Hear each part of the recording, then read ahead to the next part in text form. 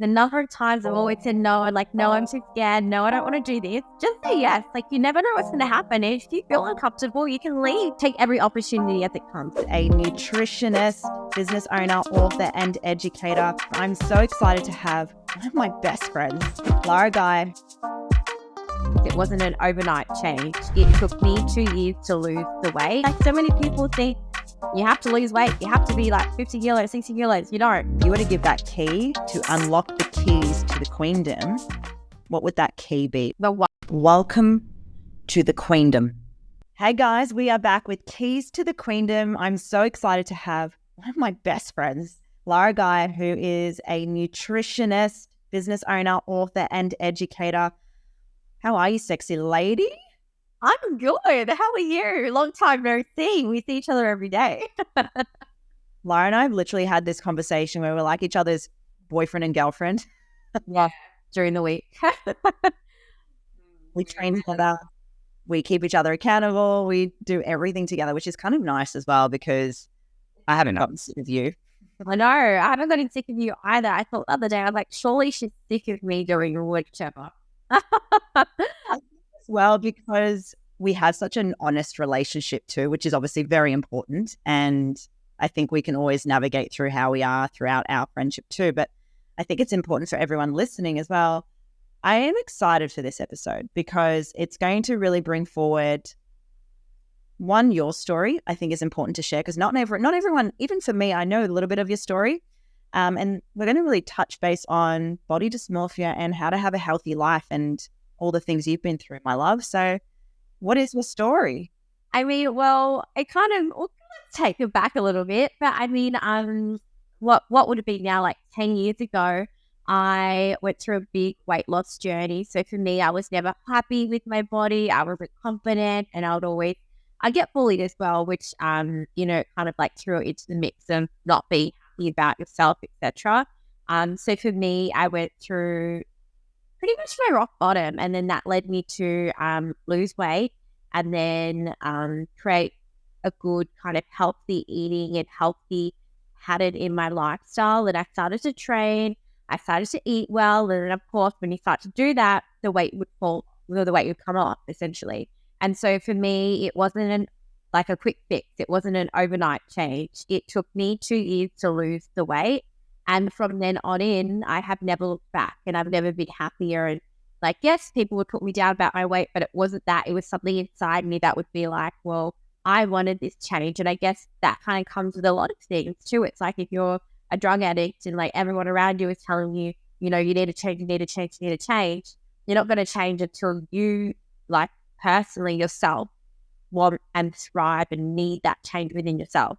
So for me, I wanted that change and I went for it. And then I went into bodybuilding. And then I did a whole lot of bikini comps, etc. I remember watching you on Instagram, Tam, you and Lauren. I was like, oh my God, these girls are so cool. I don't want to be like that. And then now you guys are real straight. But I remember like going through that and like seeing, like the bikini world and like the bodybuilding kind of world. And I loved that. I thought it was so cool. It kind of gave me a place and it gave me a belonging. And so I got into competing and I did that for about 2-3 years. And then, I just stopped competing, and then it really kind of made me go towards what I'm doing now. Losing weight and, competing. Yes, it's amazing, but it really drove me to what I'm doing now, which is nutrition and helping people who were in my position, which I think is really unique. And so when a lot of people come to me, I mean, I have that understanding. I'm living proof that you can do it, and I'm living proof that, you can have a healthy outcome. Because when I was younger, I was unhealthy. I would, go out on the weekends. Like now I go out on the weekends, but like I just have a very unhealthy kind of lifestyle. Like I would go, if I was to go to the gym or if I was to walk on the treadmill, I'd go and eat a pizza after. I'd go and like eat McDonald's after and be like, oh, I did this. I could go eat this. Which a lot of people do now. They just don't have the understanding and knowledge around it. So for me, obviously, it kind of built my path to where I am now, and I've never looked back. And now I own my own business. I'm an author. I write a cookbook, which is quite cool. I help other people in my position, and I love what I do, and I would never change it for the world. It's so beautiful to hear because as I said, like you're one of my best friends and we inspire each other throughout life and all things in the world. I share this. I haven't spoken about this on here, but there was a pinnacle moment, and this is going to make sense with what we're going to talk about with body dysmorphia. But I remember through my dance upbringing, I took Duromine. I was heavily addicted to sleeping tablets, and Duromine for me was my way of losing weight to fit into the dance world. And for me, there was a moment where there's always a pinnacle moment, right? Where I embarrassed myself on the phone. I rang the guy that I was seeing at the time off my head on Duromine, drunk on red wine, and I've taken still knocks. And so that was my change. When you spoke about change, you need a change until you're in a position where shit, I actually need a change right now. So that was my reason to go to the doctors to say, stop prescribing me this. And that's why I then decided to walk into the gym. For you, babe, was there anything like that happened where it was kind of like, this is really important for me? If I don't do something now, it's going to affect my future life. Yeah, it was really funny you say that, because it was literally, I could pinpoint it. So it was when I was traveling, me and my ex, we went and traveled the US. So we did like 3 or 4 months there, and I just kept on getting heavier and heavier. And I think someone had said something to me, and it was like comparing myself to another girl when we met out. And I was just like, I just felt really yuck inside, and like, just felt like I could really like, use a kick up the bum and really be like, I shouldn't feel this inside. I shouldn't feel like this. I should feel confident like this girl. I should be like this girl. Like, I know that comparison, I hate talking about comparison, but it was just like that pinnacle moment when I was away and I was eating crap and I just feel crap about myself, shit about myself. And it was like that comparison to me, because she did bodybuilding competitions and she said to me she lost this weight and she did this. And it was kind of like, well, if she can do it, why can't I? So it was that moment there when I was at my heaviest. I was traveling the States, when you're traveling for so long. And I was just eating crap. And I was just like, when I get home, I'm going to do this for me. Because for myself, I've never felt, even growing up, I've never felt confident in myself. I would always be like the biggest sister. I would always be, picked out of like, when we used to go away, my cousins would always call me like fatty and stuff. And I would always have that over my shoulders. And it really affected me as much as I say that it didn't, it did. And it really kind of drove me to have that fuel in order to get up on stage and be like, hey, everyone didn't believe in me. Everyone called me fatty. Everyone, said and like compared me and really bullied me. And for me to get up on stage and win and, lose weight, it was the best thing ever. Like, I can't even describe the feeling it was, but it was kind of like a fuck you to everyone who didn't believe in me. I was like, fuck you though. And then now look at them, they're like, wow, look at you. I'm like, fucking shut up. Yeah, motherfucker. No, me, bitch. No. Nothing goes uncensored in this podcast for those. I know. This is not how we talk day to day. Okay. Oi. Going back to the comparison, because I know that's a big theme in women these days. Even myself, Lara, you and I were speaking about, how we speak about ourselves. Even I catch myself still having these disempowering languages and comparing myself to, other women. Do you see this a common theme in your space as a business owner, as a nutritionist, supporting your clients as well? And what do you give them as advice when it comes to comparing themselves? 100%. I mean, I always say as well, you have to think about it, like social media. So social media is blown up so much, especially when we were young. I think about it. It's not as big as what it is now. And so there's so many people on social media and comparing themselves to other people, but in the wrong kind of context. Like for me, when I compared myself to this other girl, I used it as motivation. I didn't use it to be like, you're a fat bitch, like, or you're overweight, like you're a loser, blah, blah, blah.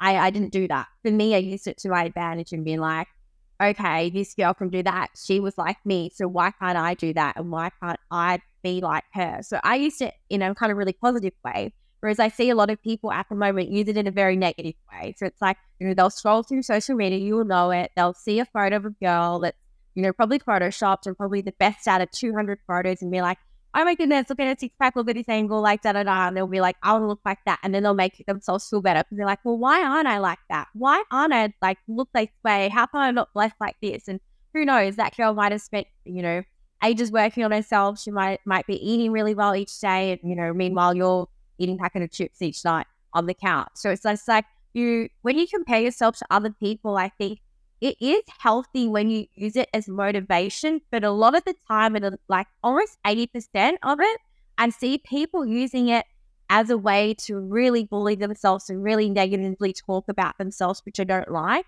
And so I say to my clients, I'm like, if you open social media and you feel crap about yourself and you feel down about yourself, then unsubscribe.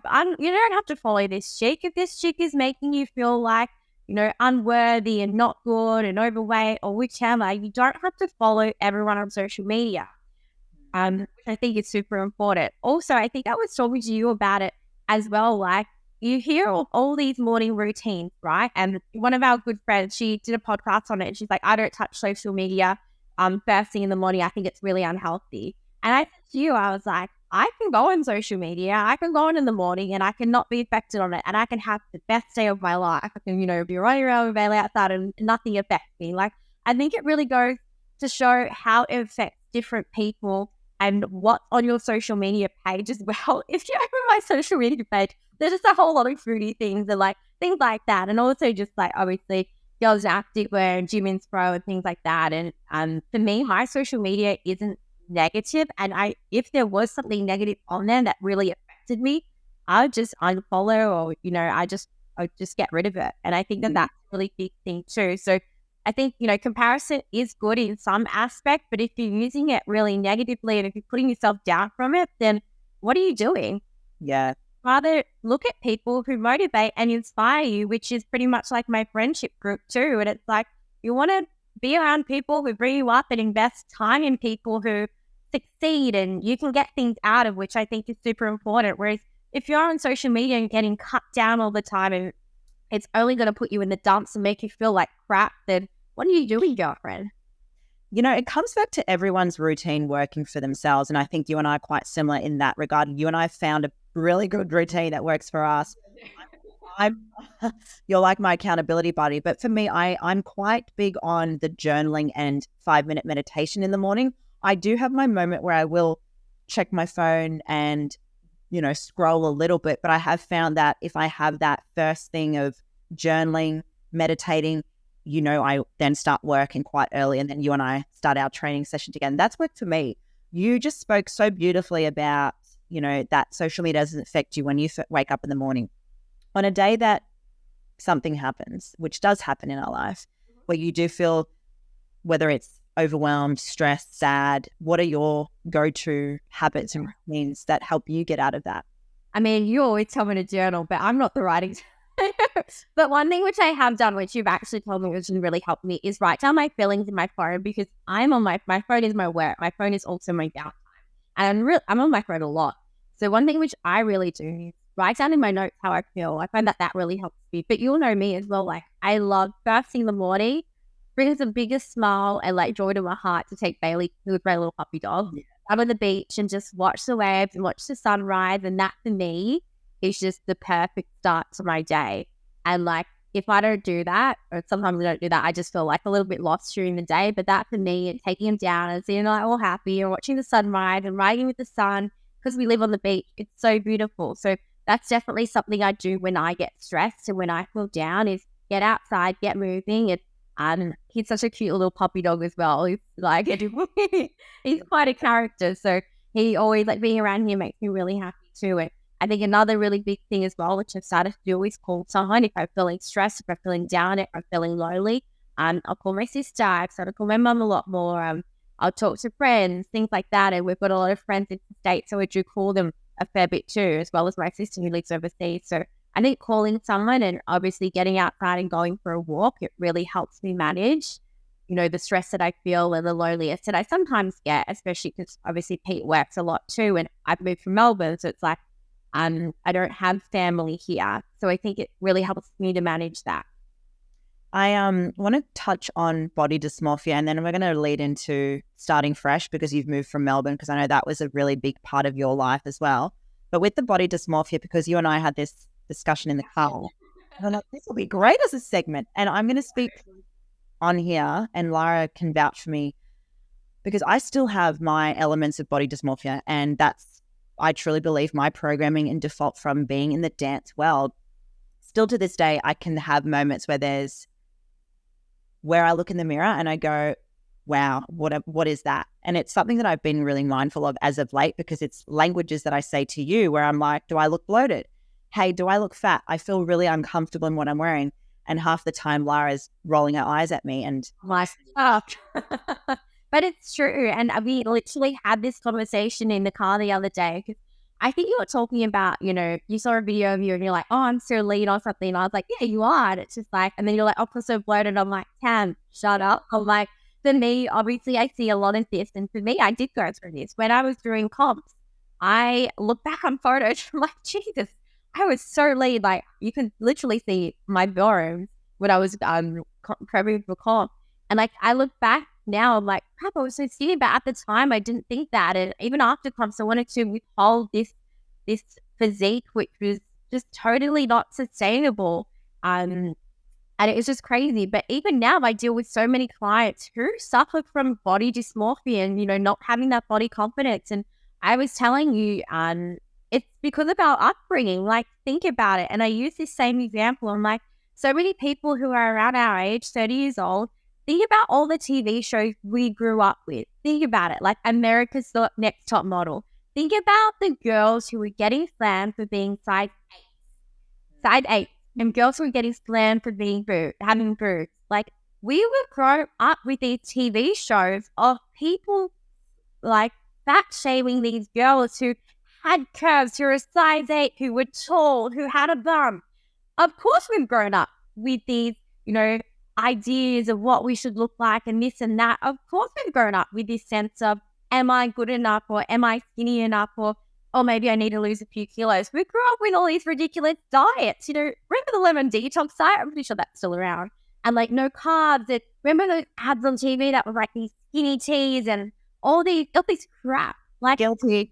Wow. Like, yeah, if you think about it now, like, think about your upbringing, think about what you're watching on TV and what you were always, around and in the papers and on advertisements, in our dolling magazines. Remember reading that and we'll just be like diet after diet.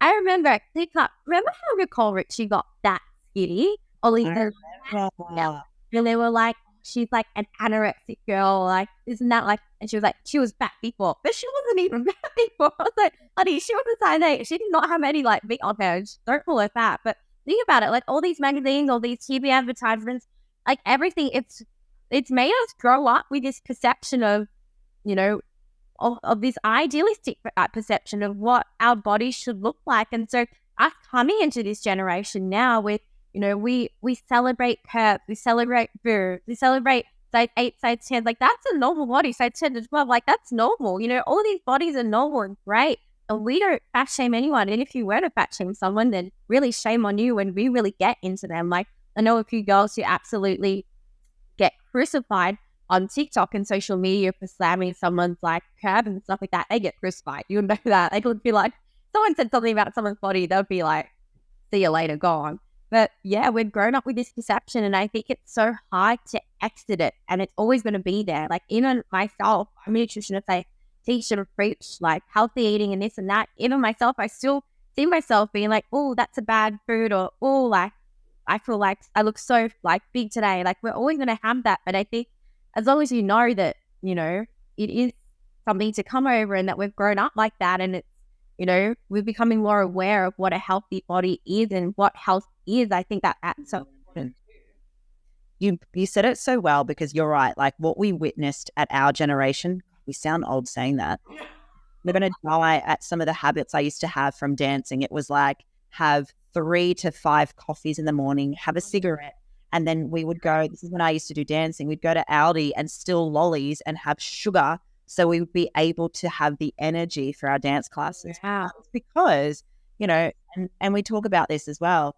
When I was 3, all the way through to my adult life, we were measured all the time. Like, we would be they would slap our bellies to see if we would suck it in. They would pinch our bums, like all these little small things that brings forward to obviously these defaults and programs that personally I'm still working on, that you also support clients in, when it comes to really embracing their true self, their perfect body for what's perfect for them. And I think that's really important right now. It's celebrating every different style of body to what is beautiful for them.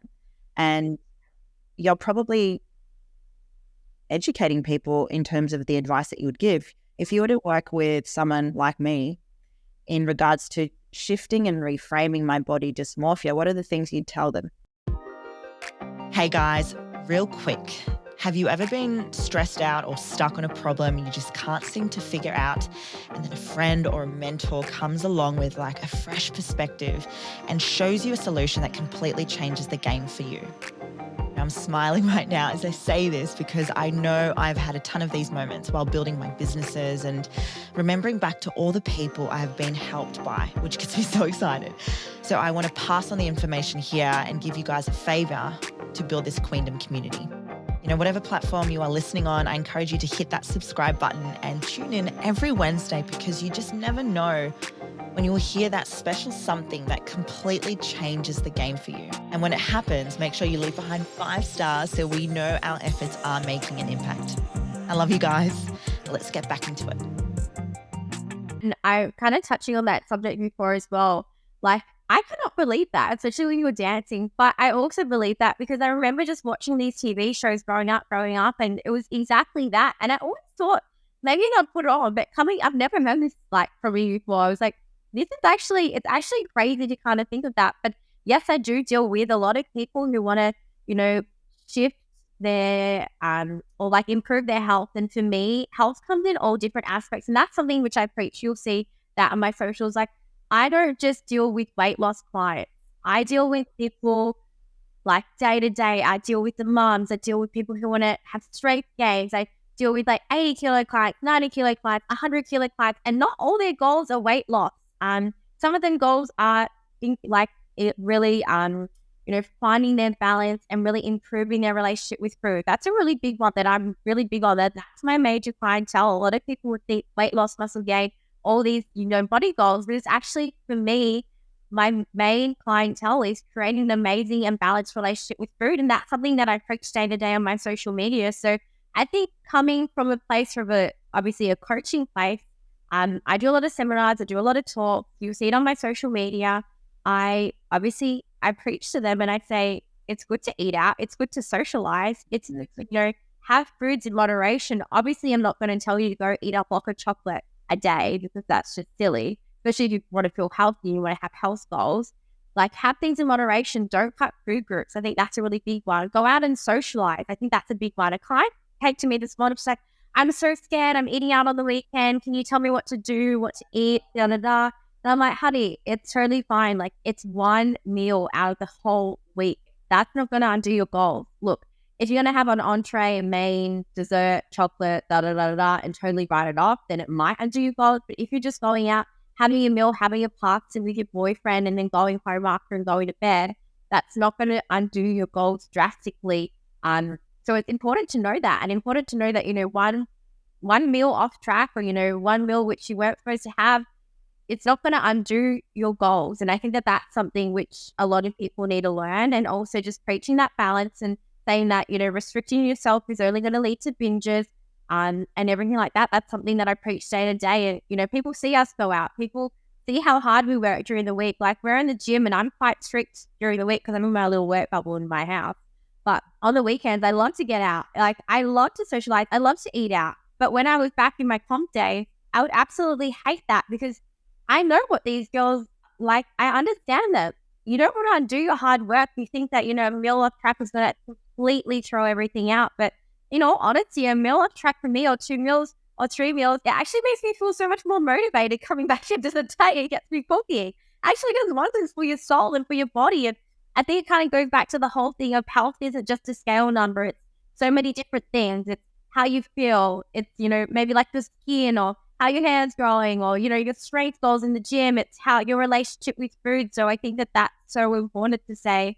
And like, especially in our generation, health isn't just a number. It's, how you feel. It's what you do. It's your relationship. It's so much more than that. And I think as we keep on going on, it's only, becoming more evident. You'd be so surprised, Lara, that my current health goals right now is just to drink more water. It's that simple for me right now. And like, even I'm doing a challenge at the moment, and some of the girls' health goals, it's just like drinking more water, it's eating more vegetables, it's, getting outside, it's getting some sun. Well, it's not, I don't even see one person on my challenge, or they do have them, but, you know, a lot of their goals are just, it's just overall health. And I even have, it's so cute. It's actually really cute. I have this mum on my challenge, and she joined my challenge, and she's like, I'm like, Sarah, what are your goals during this challenge? She's like, my goal is to be fit enough, or like to be healthy enough to run around with my kids and play soccer. Like, it's sweet. It's so beautiful. And it's just like, so many people think, you know, you have to lose weight. You have to be like 50 kilos, 60 kilos. You don't. Like, in all honesty, I'm lighter than I was 10 years ago, and especially during comps. And I'm the most happiest I've ever been. And I think that kind of just goes to show because they've got that balance and they've got that health, or what that health means to me now. Happiness is key. And that beautiful mum when it comes to relationship, which brings me to what I wanted to talk about now. Yeah. Relationship, but building friendships again, because that seems to be a really big thing now that everyone's starting to see, maybe took for granted. Like for us, it was always about the performance goals, our business, and then we went through lockdown and then we started to really see how important friendships, family is. And people don't know that you moved from Melbourne to Sydney, babe. That was tough. I know that. Yeah. Yeah. So when was that? Must have been, were you there? It's long time because I don't remember, but yes, it was a really long time ago.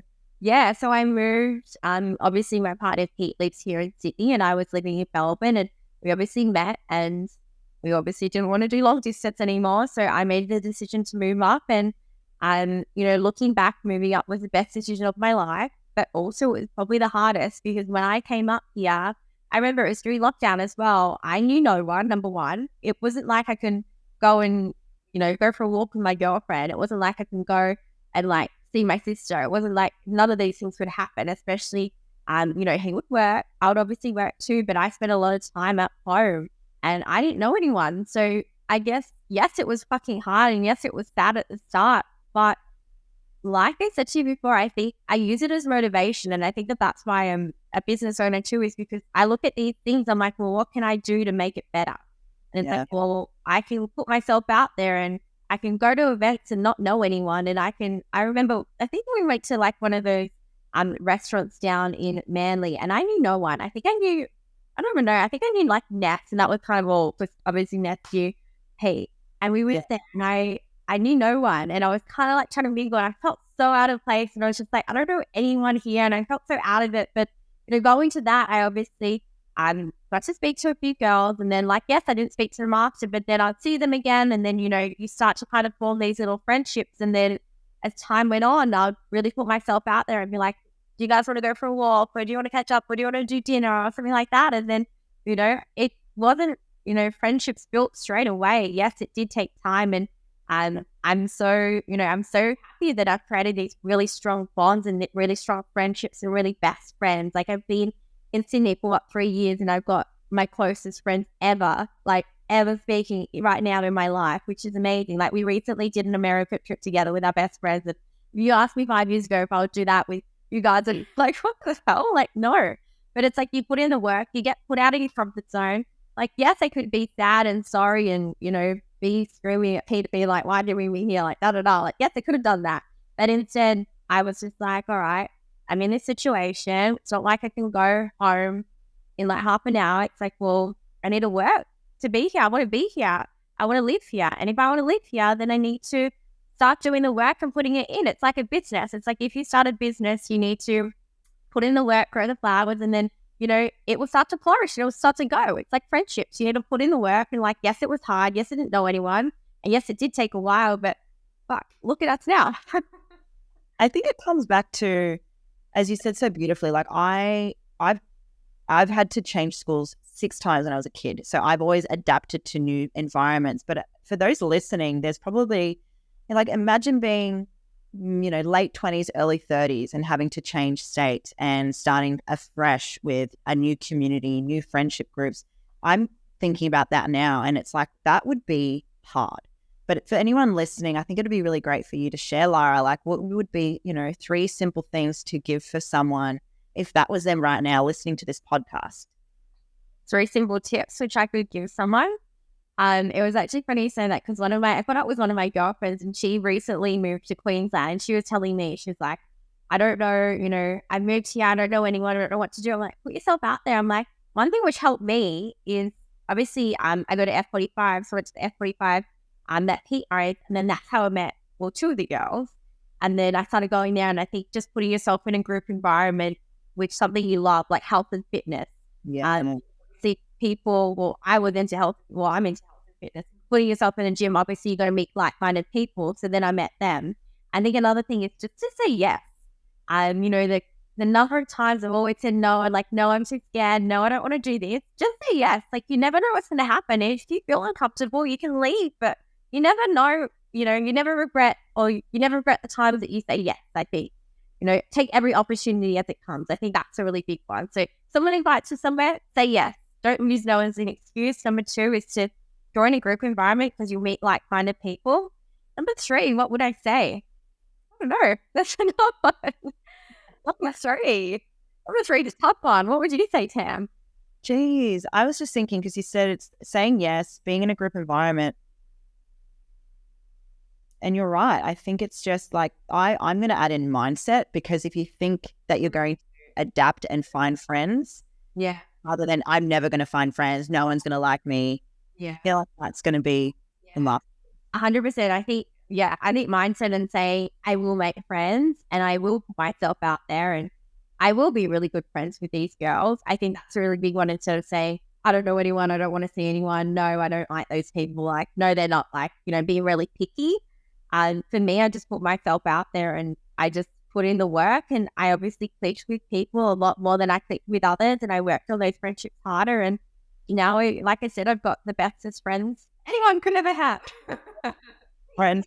And I have to say, it is true. And I'll be completely honest, I was quite territorial with my friendship circles for a while. And when Lara came in, I'm so grateful that I have you in my life now. And, at the start, I was kind of like not too sure.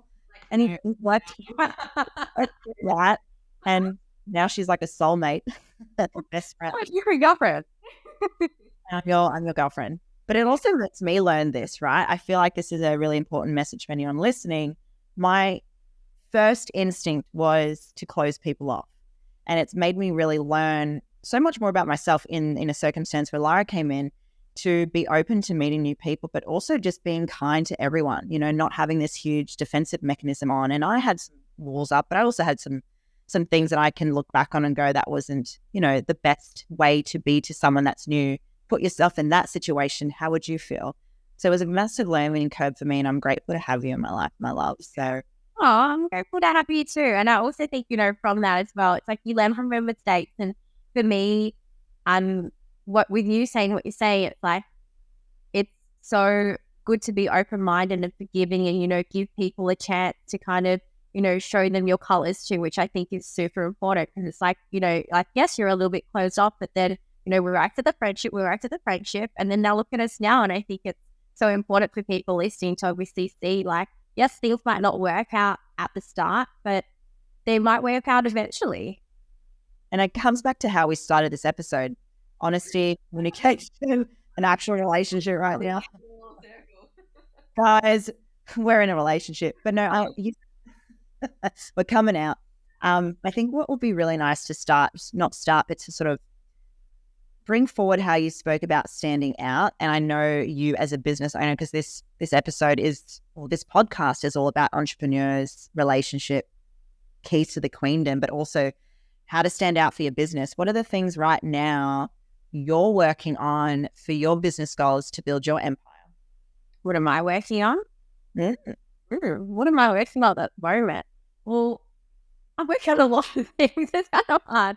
I think being a business owner, I think it's really important to stay and keep evolving. It's like, for me, I focus, and people here like listening, obviously you guys want to grow your business. I think it's really important to always have things coming and always have things that your audience are going to look forward to. For instance, today I just released a program for PT. It's like a nutritionist approved ebook. And then in 3 weeks, I'm going to do another ebook, like a recipe ebook, things like that. So I think, keep your audience engaged all the time. I think that's super important. The second thing is to create, you would know this, or you do this, is to create amazing content that's really relatable. I think that's really important. It's like I did a TikTok the other day of us girls dancing, and that's the best on my page in a week. It's amazing. It's like people want to see this content, but people also want to see yourself as a person. The third thing is, as well, is kind of relating to that. It's like, be your genuine self. And I think that that's so important because a lot of people forget about that. It's like, yes, you build a profile on Instagram. Yes, you want to grow your business, and yes, this and that, but people want to know you. And I think whenever I say to people, hey, I'm Lara, I'm a nutritionist, they're like, okay, that's cool. And I'm like, hey, I'm Lara, I lost 20 kilos. They're like, whoa. It's like they want to know the journey that you've been on and what you've been through and you as a person. And it's like, for me, I've got two social media or two Instagram handles. I have Lara Gya and I have Lara Gya Nutrition. And for my nutrition page, it's all nutrition based. But for my Lara Gya page, it's a chance for people to see me as who I am, which I think is very important.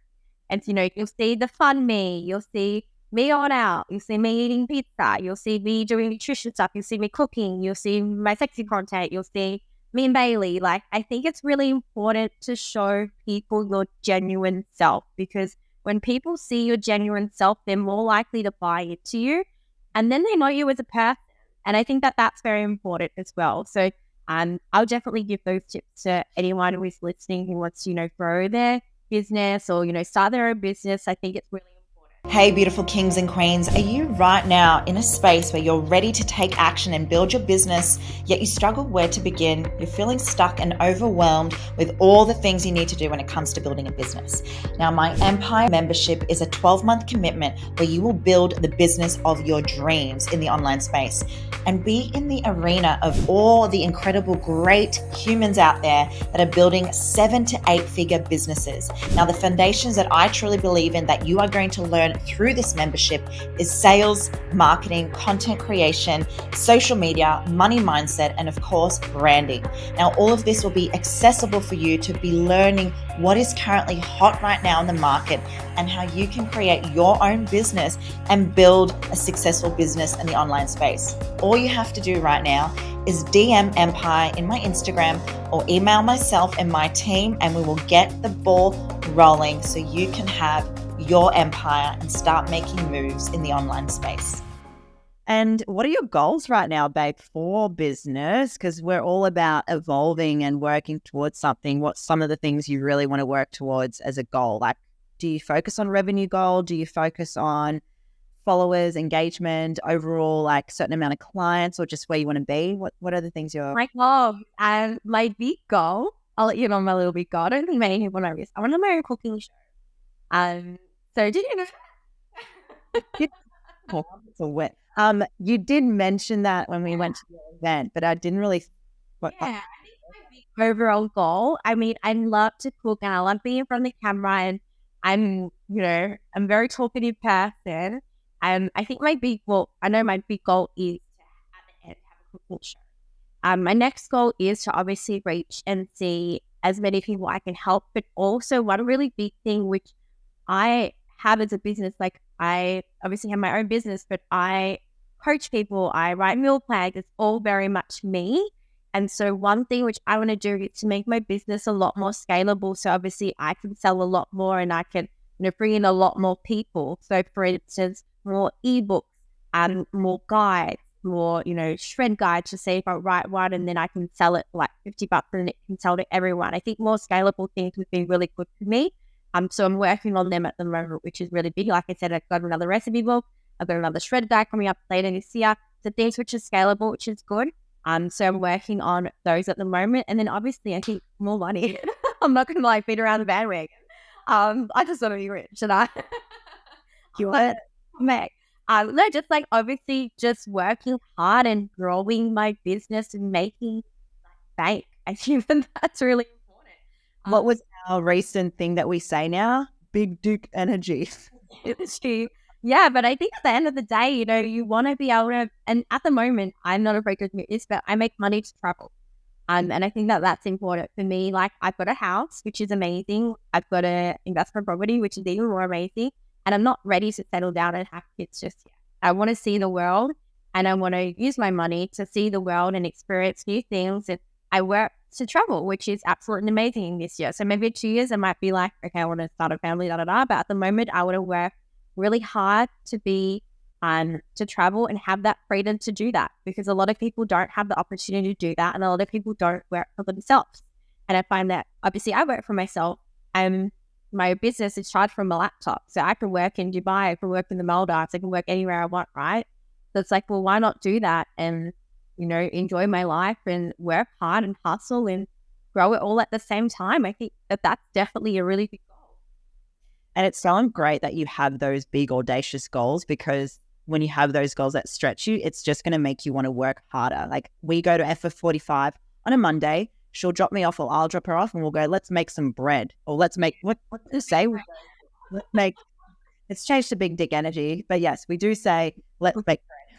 Yeah, I mean, it's so true. And like, even for instance, I'm going to Europe next month and I'm freaking hustling. I'm like, I'm hustling hard. And I think when you have those things to look forward to and you want to have that freedom there, like, yeah, I want to spend money there, but I want to spend a lot of money there. It's like, when you have that mentality, it's like, then it will make you work even harder. At the moment, I'm hustling hard, and it's just like, it just kind of goes to show, like, if you have these big dreams and these big goals and these big things to motivate you, it's only going to push you that much harder.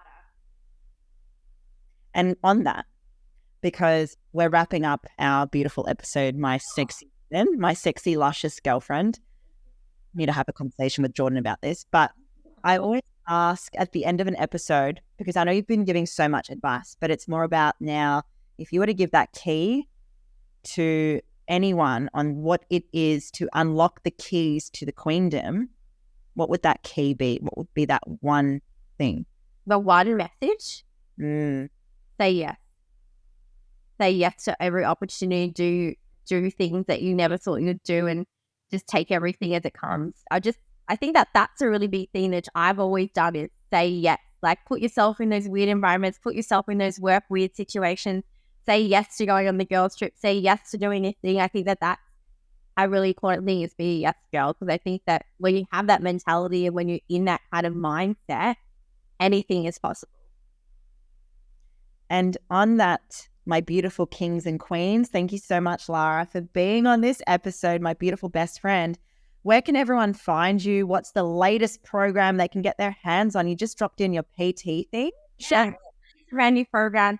It's actually pretty cool. It's actually one of the ideas from one of our other girlfriends who was just like, I think you should do it. I was like, that's a really good job. Good idea. So actually released today. It's called, what is it called?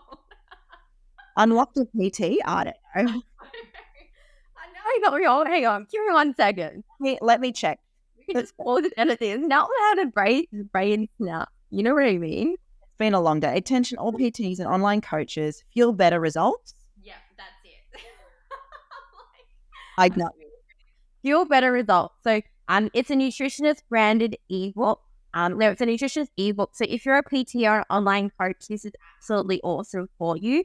So what it does is it is essentially an ebook which you can sell to your clients with all your branding on it. So all the hard work is done, because let's face it, like, one thing which kind of really drove me to do this is, a lot of PTs, they do want to do recipes, they want to do this, they want to do that, but it's so time consuming, number one. Number two, it's very expensive. And number three, not all PTs have the qualifications of it. So if you're a PT, why not, work with a nutritionist to create something for your clients? Because let's face it, nutrition is so important. It's what will get you body composition results. And, if you're a PT, if you're doing training, imagine if your client had the nutrition knowledge around that and those recipes and everything like that. They're only going to get better results. So that's the program which I released today. It's called Fuel Better Results, which is absolutely awesome. And then, that's my main program. But to follow me, I've got a whole lot of social media accounts. So I've got my main one on Instagram, which is Lara Gya _ And then if you're more into recipes and nutrition advice, I've got my other Instagram account, which is Lara Gya Nutrition. I then have 2 TikTok accounts. I've got Lara Gya Nutrition as well, and then Lara Gya _ So that's pretty easy to remember. I then have a YouTube account, which... My team, please make sure this is in the description box. And then I do have, I'll leave it like that. I think they're my main ones, which I do post regularly on. So I am across a lot of different platforms, which is great. It's good because yeah, that's That'd be to be across different platforms. I think, yes, you're on Instagram, but you're missing a whole different, niche and a whole different range of people on TikTok. So it's like, I think choose three and pick three really well. I think people try to do too many things at once, but I think, be across different social media channels is a really big thing to do, especially if you want to be big in the social media space. It's so important. And I think when you do get to that level where you are able to navigate through three, start to outsource. Like for me, it's been the biggest game changer in my life. I outsource everything now, but that's me because I'm lazy. Reusing content. Like I pretty much reuse all my content, like all my recipes, all my reels. I repost them on my TikTok. I just edit them in InShot so you don't get the Instagram logo on it. You know how you upload to Instagram and you download the video, it'll come up with like Really just do it in InShot so that I can just utilize it on all these different platforms. It's so good InShot. That's another little content hack for your fam. Yeah. Yeah. Love you so much, sister. And I will be seeing you most likely tomorrow. Thank you so much. We'll go for a walk. All right. Go for a light walk break. And this is Keys to the Queendom, everyone. Thank you all for being a part of this episode with my beautiful best friend, Lara. Stay tuned for next week's episode with Keys to the Queendom. Bye, beautiful.